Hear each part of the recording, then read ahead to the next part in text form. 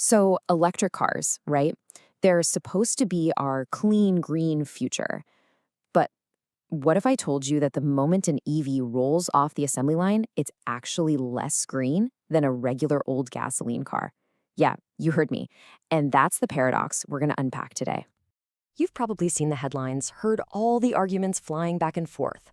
Are EVs these environmental saviors, or are they hiding some kind of dirty secret? Well, we're going to get to the bottom of it. Are electric cars really better for the planet? You see, to find the real answer, we have to look at the entire life cycle. That means we can't just focus on what comes out of the tailpipe. Nope. We have to zoom way out and look at the whole journey of a car, all the way from the metals pulled out of the earth to its final stop at the recycling plant. And that journey, well, it starts with a pretty surprising twist. It's something called the carbon debt, and it's the reason an electric vehicle actually starts its life at an environmental disadvantage. That's right. If you put two brand new cars side by side, for that one single moment, the gasoline car is actually the greener option. It sounds totally backward, I know, but it all comes down to one incredibly heavy, energy-hungry component. And that component is, of course, the battery. Look, making an EV battery is an incredibly energy-intensive process. You've got all the mining for metals like lithium and cobalt, then you've got to process them at super high heat, and a lot of the time the machinery doing all this is powered by fossil fuels. It all adds up to a huge environmental cost before the car has driven a single mile. So how big is that cost? Well, the data shows that making a typical EV generates somewhere between 30 and 40% more carbon dioxide than making a similar gas car. This is that carbon debt the EV has to pay off. This chart here really lays it all out. It shows the starting line of our environmental race.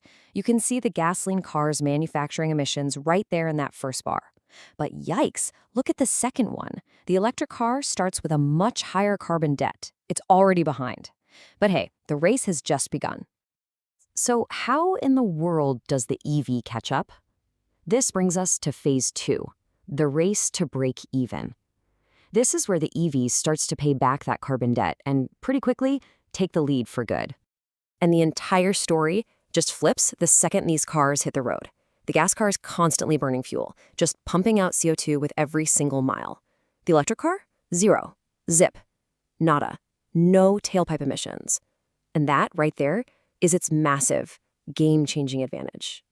This timeline really shows you the whole race. At mile 0, yeah, the gas car is ahead. But as the miles start adding up, the EV's clean operation just erases that gap. Then, somewhere around 15,000 miles, which is about a year of average driving for most people, we hit the crucial break-even point. From this moment on, the EV is the cleaner vehicle, and its environmental lead just gets bigger and bigger with every mile you drive. Now let's be clear, the EV always wins this race. But the speed at which it pulls ahead, well, that depends on one huge variable, where it gets its power from. I mean, think about it, right? If you're charging your EV on a clean grid that's mostly powered by solar or wind, that break-even point can show up in as little as 6 months. Now, if you're in a region that still relies heavily on coal, it could take up to 5 years. But here's the absolute key takeaway. Even on the dirtiest grids in the world, the EV still wins the environmental race in the long run. But CO2 is only part of the story. To get the full picture, we have to look beyond the tailpipe at some other hidden impacts. And we really need to explore what happens at the very end of a battery's life. It's really important to be honest about the other environmental challenges. The mining for all those battery metals can cause serious local problems, like water shortages and soil damage. And because EVs are heavier, they can produce a little more pollution from tire wear. These are absolutely real concerns.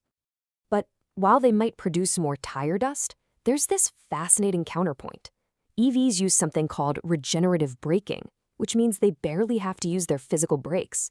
And the result? They produce significantly less toxic brake dust, which is a major pollutant in our air. So that's a pretty big win. So what about those huge batteries when they're done? Do they just end up in a giant landfill? Well, increasingly, the answer is a big, fat no.